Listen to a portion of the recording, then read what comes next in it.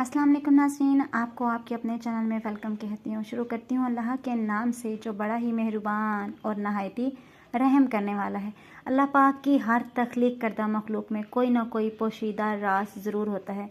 बिल्ली को पैदा करने की अल्लाह की हिकमत कुछ यूँ है कि जब हज़रत नूह अलैहिस्सलाम की कौम पर पानी की सूरत में सैलाब का अज़ाब आया तो अल्लाह ने हज़रत नूह अलैहिस्सलाम की कश्ती बनाकर इसमें सवार होने और हर जानदार और परिंदे का एक एक जोड़ा कश्ती में महफूज करने को कहा। तो हज़रत नूह अलैहिस्सलाम ने अल्लाह के हुक्म की तामील की। कश्ती पानी में थी और इस दौरान कश्ती में चूहे पैदा हो गए। उन्होंने कश्ती में मौजूद तमाम अनाज और गल्ला ख़राब करना शुरू कर दिया। इसके साथ साथ कश्ती को काटना शुरू कर दिया, जिसकी वजह से कश्ती में पानी दाखिल होने का ख़दशा पैदा हो गया। तब हज़रत नूह अलैहिस्सलाम ने अल्लाह से दुआ की कि है परवरदिगार, मुझे इन चूहों से निजात दिलाओ।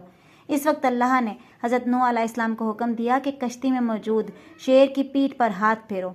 जब हज़रत नूह अलैहिस्सलाम ने शेर की पीठ पर हाथ फेरा तो शेर को ज़ोरदार छींक आई और इसकी नाक के दोनों नथनों से बिल्लियों का एक जोड़ा नर और मादा कश्ती में गिर पड़े, जिन्होंने कश्ती में सारे चूहों का सफाया कर दिया। आज की इस वीडियो में इतना ही। अगर आपको मेरी वीडियो अच्छी लगी तो लाइक और शेयर कीजिएगा। रहिएगा मेरे साथ।